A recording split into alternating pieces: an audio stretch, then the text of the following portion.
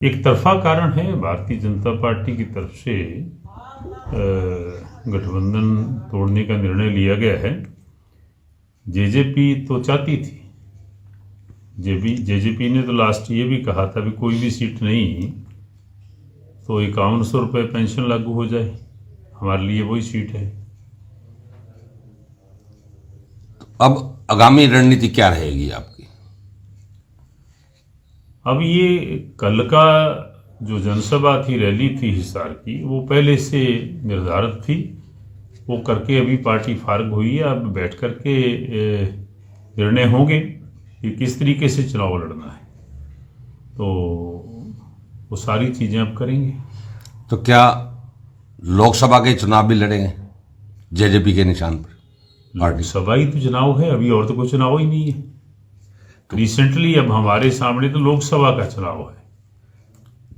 अगर ये पांचों विधायक त्याग पत्र दे जाते हैं, जिसकी संभावनाएं ज्यादा हैं आज ही, तो क्या उपचुनाव हो सकते हैं इस मामले में? देखिए, ये काम सरकार का है। पहले तो कोई रिजाइन करता है तो कब करता है, और उसके बाद लीगल पोजीशन क्या है, क्या इतना समय बचता है कि दोबारा से चुनाव की बात आए। तो ये सारी चीज़ें पहले तो हाउस के स्पीकर और उसके बाद लीगल ओपिनियन और फिर जाकर के चुनाव आयोग ने देखना होता है। तो ये बताइए कि 5 विधायक हैं जो जेजेपी के विधायक हैं, वो जेजेपी से नाराज क्यों रहे हैं? इन बातों का हमारे परिवार के अंदर कोई नाराजगियां होती हैं, और परिवार से निजी संबंध तो कहीं नहीं होते। राजनीति में तो संबंधों वाली बात ही नहीं होती, परिवार में नाराजगियां होती हैं। सगे भाई, एक माँ के बेटे आपस में दीवारें कर लेते हैं, वो क्यों? बाप बेटा नाराज हो जाते हैं, पति पत्नी नाराज हो जाते हैं, तो ये स्वाभाविक चीजें हैं। अब हमें तो पता नहीं वो क्यों नाराज हुए। तो ये बताएं कि जो आपने बताया कि उसके टूटने का कारण 5100 रुपये पेंशन कहा था, अगर सीट नहीं देते तो आपने तैयारियां 2 सीटों पे की थी, पहले भी बात हुई थी, तो आपने कहा था कि भिवानी, और इसका मतलब कहीं ना कहीं जेजेपी को भी घमंड था कि 2 सीटों के हमें देनी पड़ेंगी बीजेपी को, क्योंकि अगर सरकार चलानी है तो। इसको घमंड नहीं कह सकते, ये म्यूचुअल अंडरस्टैंडिंग होती है दो दलों की जो मिलकर के कार्य कर रहे हैं।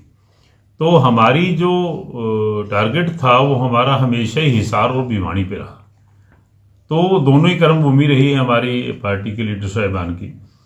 तो बैठ के बातचीत हो रही थी कि इनमें से हमें दिया जाए, तो नहीं हो पाया। तो उसमें हमारा तो कोई, मेरा ख्याल है कि लेश मात्र भी कोई गुनाह नहीं है। दुष्यंत जी से 2-3 दौर की उनकी बात भी हुई है भारतीय जनता पार्टी के शीर्ष नेतृत्व की।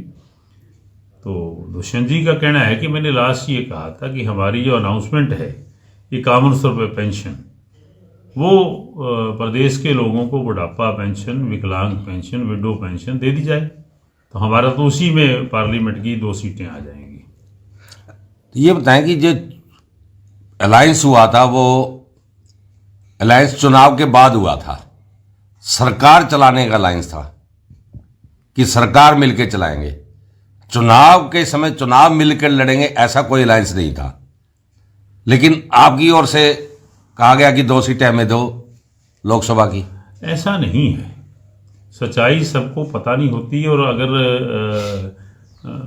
थोड़ा सा कोशिश करें पिछले उसमें जाने की समय में, तो अभी बहुत कम समय हुआ है कि हमें एनडीए का अलाई पार्टनर जो है ना घोषित किया कि हम भी एनडीए के घटक दल हैं। एनडीए के घटक दल होने के नाते हम मिलकर के चल रहे हैं, तो आगे मिलकर के चलने में क्या गुनाह है भाई?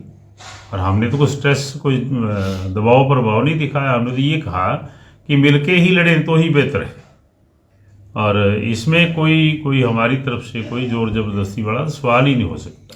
अब जो है ना, अब अलग अलग हो गए हैं, सरकार से अलग अलग हो गए हैं, तो क्या अब भी आप एनडीए में रहेंगे? भाई, जब अलग हो गए फिर एनडीए में रहने का क्या मतलब है? जब गठबंधन टूट गया फिर एनडीए का क्या सवाल है? तो रास्ते अलग हो गए।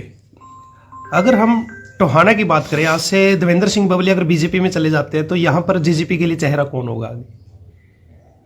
वो जेजेपी का काम है। अगर कोई चला जाए तो जेजेपी उसको खाली थोड़ी ना छोड़ेगी, उसमें चुनाव लड़वाएगी।